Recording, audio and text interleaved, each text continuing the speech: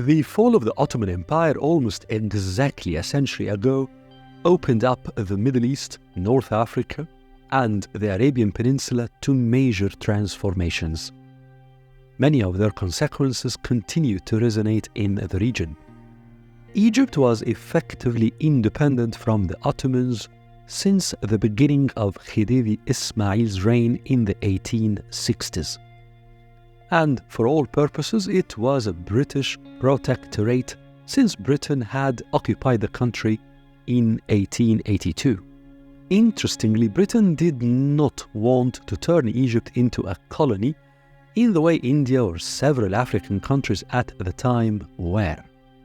For many of the administrators of the British Empire at the time, Egypt was the most valuable spot on the route from Britain to East Asia, primarily because of the existence of the Suez Canal, but also because its geography and demographic distribution allowed the empire's soldiers to rest and recuperate on the route with limited hassle.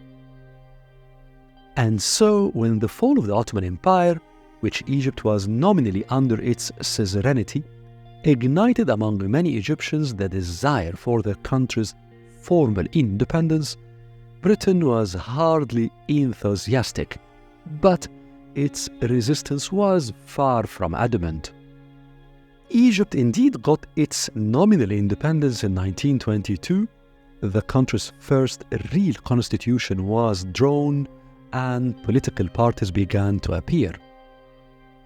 This was the beginning of Egypt's short but real liberal age, which lasted until the beginning of the Second World War. This liberal age, although spanning only 2 decades, left a deep mark on Egyptian consciousness. It is the sole period in the experience of modern Egypt in which the country experienced economic innovation, urban cosmopolitanism, social vivaciousness, true secularism, cultural openness to the world, and serious political freedom. The fall of the Ottomans left a deeper mark in the Levant. Whereas Ottoman rule had been diluted in Egypt since the 1860s, it remained strong in the Levant until the major French advance into the region during the First World War. The Ottoman Empire's presence in the Levant was felt not only in politics, but also in the close economic and social links that connected the Levant at the time of the 19th and early 20th century with Istanbul and the eastern reaches of the empire. The Ottomans' retreat from the Levant was also much more fraught than in Egypt, where it was entirely peaceful.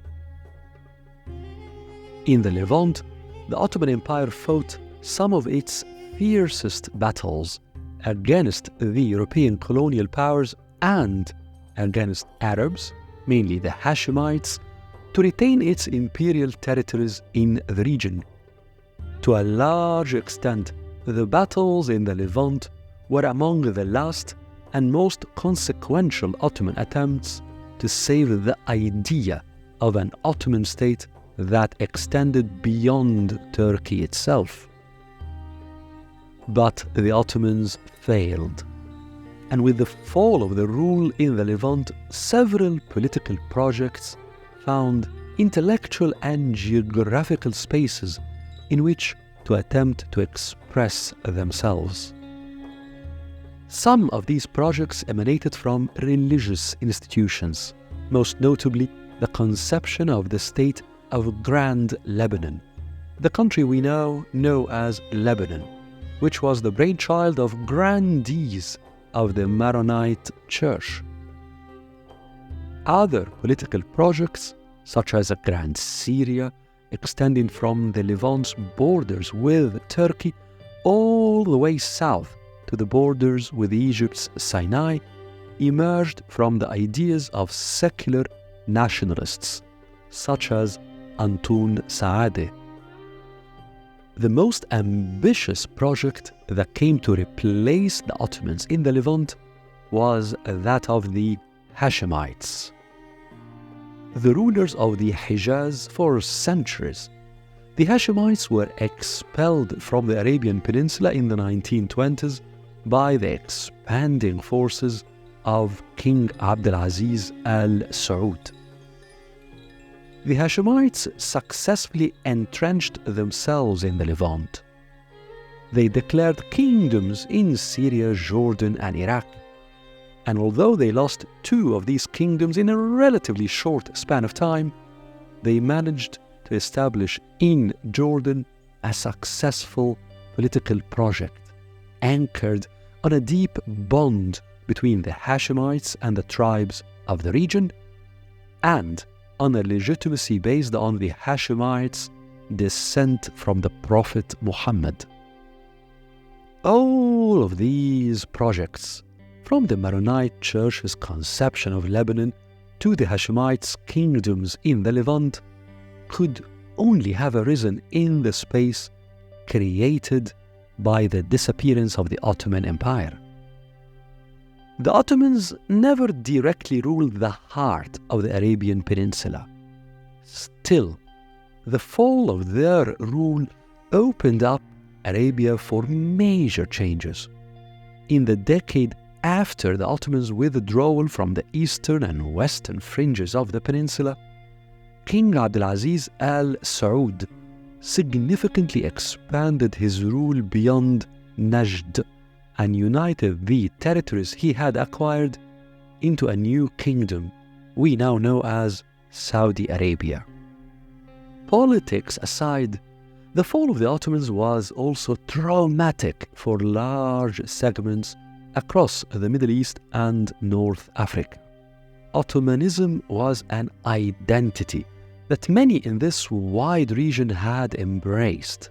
For some, it was largely religious. Despite the major modernizations that Turkey had undertaken in the 19th century, the Ottoman Sultan remained the Caliph, the political successor of the Prophet Muhammad, and the empire was essentially the Caliphate. For tens of millions of Sunni Muslims, even highly westernized ones at the beginning of the 20th century, Ottomanism oriented hearts and minds towards the legacy of 14 centuries of rich Islamic history. In this religious view, Ottomanism was also a distinct differentiator between the identity of the Muslim majority societies of the empire's heartlands versus the alien value system of the Western powers that had come to the Levant, North Africa, and the Arabian Peninsula in the mid and late 19th century. There was, of course, a political side to this identity.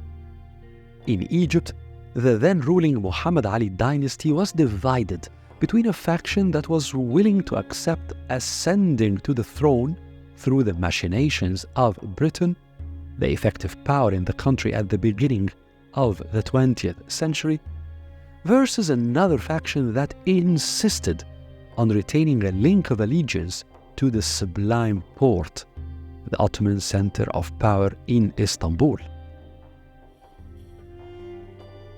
A similar division took place in the Arabian Peninsula, where infighting tribal leaders not only played the Ottomans and the British against each other, but also sought different forms of legitimacy, often through acquiescing to the Ottomans and often through rebelling against them in the name of Arab independence.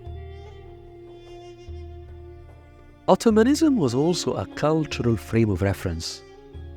Muslims, as well as non-Muslims in the Middle Eastern and Arab provinces of the empire, saw in Ottomanism an overarching umbrella covering their lands and marking its distinction from the West. This view had its exact reflection in the most widespread Western literature about the Orient in the 18th and 19th century, which largely lumped together all the peoples of Turkey, the Levant, and the Eastern Mediterranean, with hardly any attention to differences in history, ethnicity, language, or even religion. Interestingly, for scores of Western travelers, the Greeks under the Ottomans were as Orientals as their fellow Levantines in the empire. This cultural Ottoman identity was particularly strong among the elites of the provinces with large Turkish communities. We see in Egypt, for example, Ahmed Shawqi Bey, the Prince of Poets, lamenting the fall of the Ottoman Empire as not only the demise of the seat of Islamic Caliphate, but also the disappearance of the kingship of the East. This series will trace how the fall of the Ottomans a century ago had led to the emergence of different ideas that attempted to replace Ottomanism in the Levant, North Africa, and the Arabian Peninsula. Many of these political ideas borrowed from the essence of Ottomanism. Some have long withered away, but some remain at the crucible of Middle Eastern geopolitics.